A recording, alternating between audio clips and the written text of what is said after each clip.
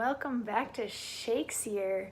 We are still working on Henry IV, Part 1, and today we get to finish off Act 4, Scene 1 with a little monologue from the Duke of Exeter, because everybody else has left the stage and he needs to get in his pithy little 2 cents worth like he did before.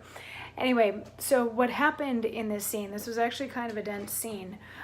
Falstaff, not that Falstaff, came in with a letter from the Duke of Burgundy. Falstaff was deknighted. The letter from Burgundy said that he defected and was going to fight with the French now because Joan persuaded, well, he didn't say that Joan persuaded him to, but we, the audience, know that Joan persuaded him to.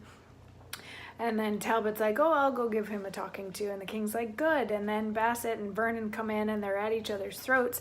And the king's like, why are you fighting? And they're like, he said my rose was ugly. He said my rose was ugly.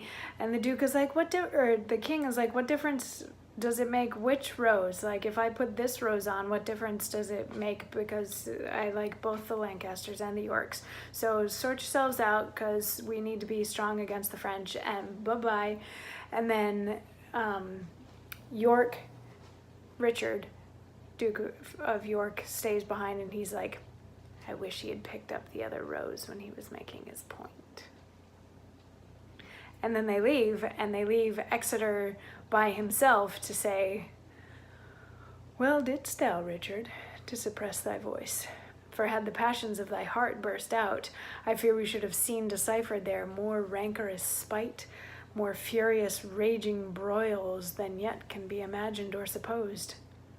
But, howsoever, no simple man that sees this jarring discord of nobility, this shouldering of each other in the court, this factious bandying of their favorites, but that it doth presage some ill event. 'Tis much when scepters are in children's hands, but more when envy breeds unkind division. There comes the ruin. There begins confusion. Dun dun dun!